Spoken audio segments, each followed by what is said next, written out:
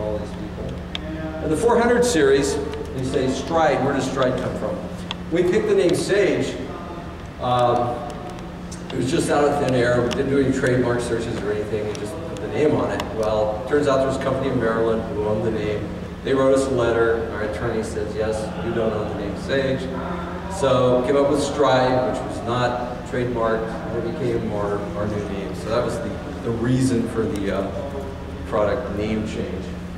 And then the new product was substantial improvement as well. We went to 12 megahertz machines, added a lot, more serial ports, bigger, better, faster, at actually lower price. Our price dropped to $2,900 for an entry-level machine.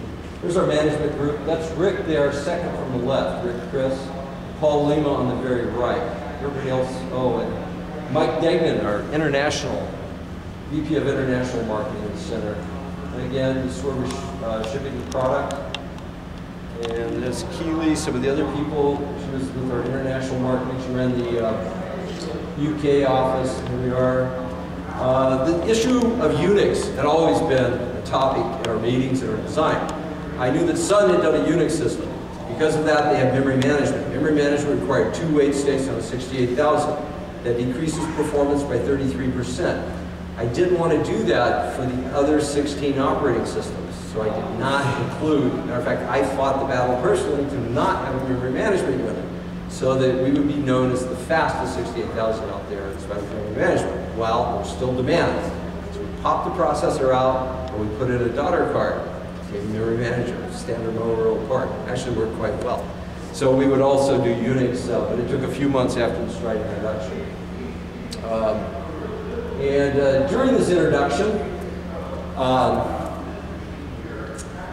believe it was at 13 airports in 10 days, from Zurich to Sydney, and it was a real whirlwind experience. Super Zoom at the time. Part of that process, the reason I was in Zurich is I had heard that Niklaus Wirth, who's the father of Pascal and Modula 2, had been impressed with our computers, and I talked him into being our keynote speaker for the next Sage Fair. So he came out to Reno, and there he is on the right. That's Niklaus Wirth, and we had a really good time. Had a great turnout.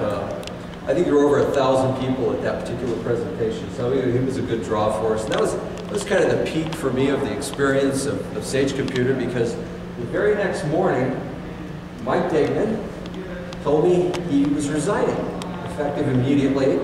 And later that afternoon, I learned that Dave Winstanley's company, Pinnacle, had put out invites at what was the MGM at the time for all of our international marketing group. Mike Degnan had gone to work for Dave Winstanley in Texas to sell the clone to our customer base, which of course was not a good thing. So we got an injunction based on his employment contract, which went into effect immediately, and he got locked out and fired within a few days. And I hear he went to Malaysia and worked on a rubber plantation in the marketing department. Some of the other exits, by this time we were, or not long after this, we were having cash flow problems. We spent a lot of money on marketing to get the new product line to Stride out. Matter of fact, one Comdex we spent over $250,000. New booth and some other things, so it wasn't all expensive that month, but we really, pushed the envelope in terms of marketing. And Don Lear had come back and had heard about our problems and asked if we wanted to sell the company to Don Lear.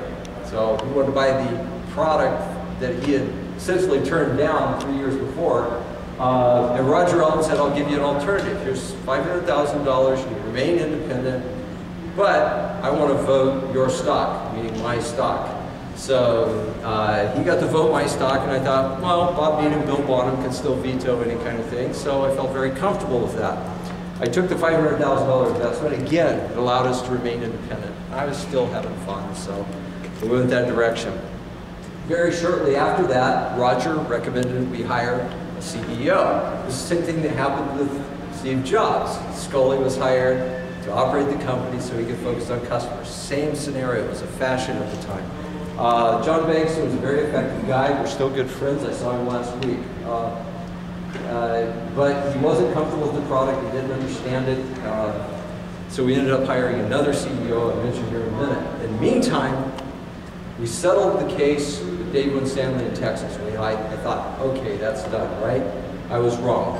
A few days later, we got notice TDI, our #1 customer in England, was suing us for product liability problems from the old product.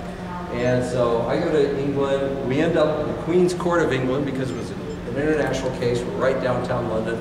And I ended up spending several months over there defending this case against my #1 customer, which obviously is a no-win situation.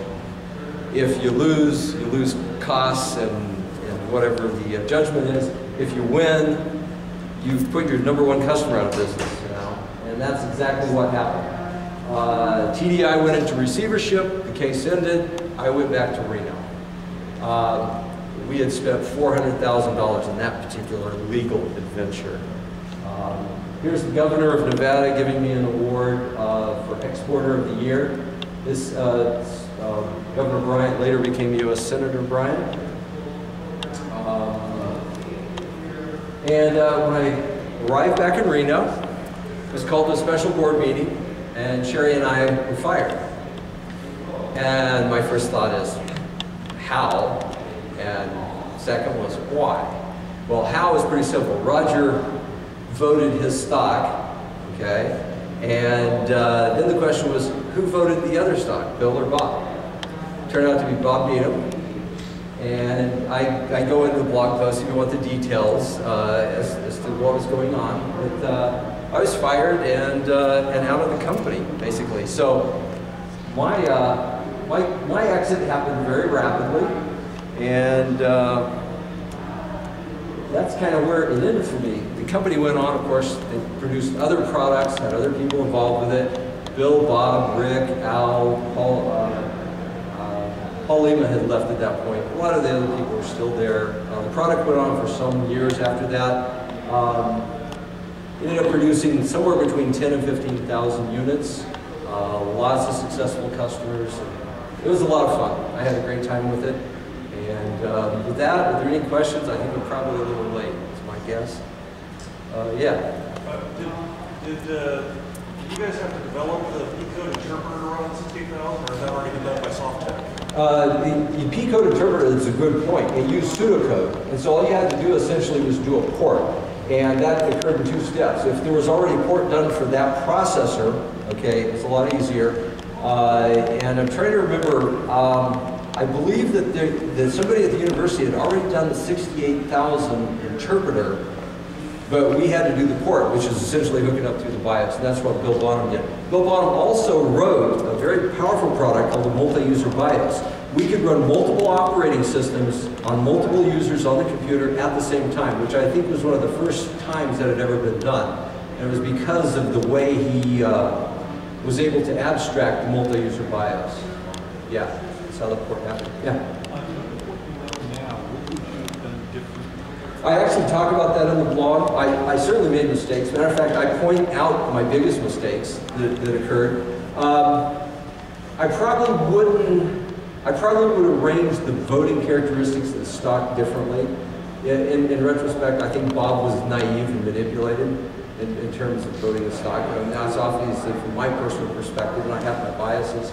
But mostly, you know, not much. I don't have a lot of regrets. I had a great time. I was there for 5 years, met a lot of great people, worked with a lot of interesting people. So, in retrospect, for what I knew at the time, I don't know that I could have done much differently. But if it's hindsight, yeah, I would have probably held tighter control of the stock. I probably would have taken Mike Copeland's offer. I really liked Mike, and we got along really well. And I think he probably would have helped us grow the company faster in a more sophisticated way than we did. We were kind of a geek company at the time, and we were very focused on product. It was an open system, published schematics, published the ROM sources, which is how Winstanley copied the machine so fast. But yeah, I don't know I'd do anything different. For me, it was about the technology. It was about building a fast computer, a really fast computer. It was the fastest thing in the world for under 4